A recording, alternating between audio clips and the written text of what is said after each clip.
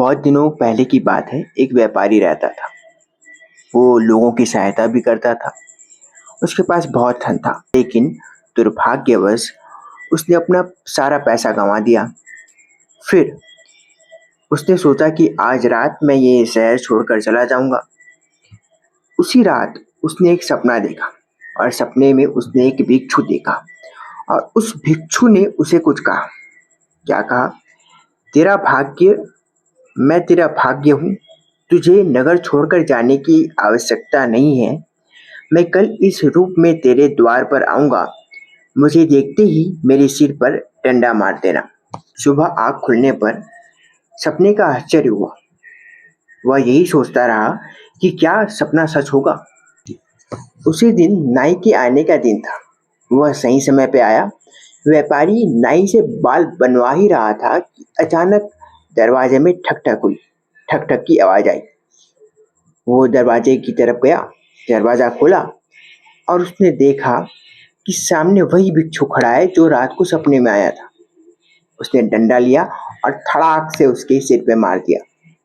और असरफियां ही असरफियां। फिर क्या था, उसने बोरा लाया और सफियों को अंदर डाला। नाई से बाल बनवाया और नाई चला गया। लेकिन नाई ये सोच रहा था कि मैंने जो देखा वो एक सपना ही होगा। ऐसे तो किसी के सिर पे मारने से असरफियां नहीं गिरेंगी। लेकिन उसी दिन के बाद व्यापारी धनवान हो गया और अमीर हो गया।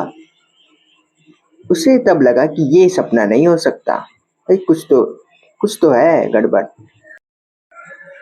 नाई के मन में ये बात बैठ गई कि बौद्ध भिक्षुओं के सिर पे मारने से असरफियां मिलती हैं। तो फिर वो सुबह सुबह बौद्ध आश्रम गया।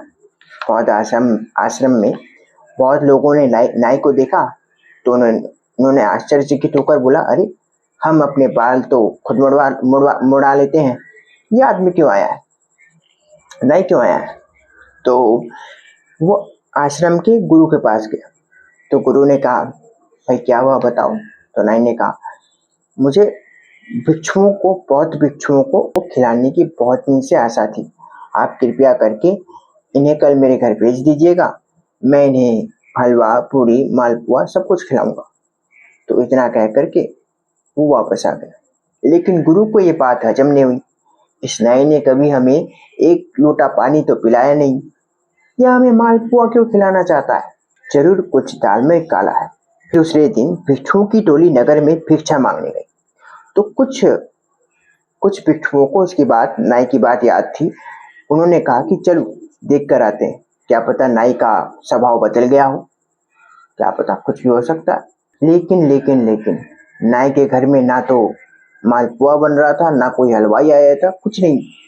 वो तो बस डंडे में तेल लगा करके बैठा था कि कब भिक्षु आए और उनके ऊपर डंडा मारूं और असरफियां मिले मुझे।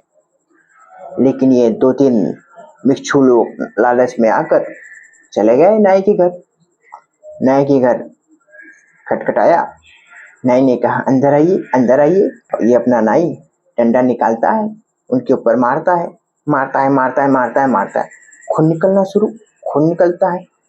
नाई कहता है कि ये इतना खून क्यों? उसे कुछ समझ नहीं आता है, असरफियां होनी चाहिए। वो और मारता है और मारता है। उतना में भिक्षु लोग मर जाते हैं। तो फिर राजा उसे मृत्यु दंड दे देता है। तो उसी किससे क्या मिलती है? किसी कार्य का असली भेद जाने बिना उसे नहीं करना चाहिए।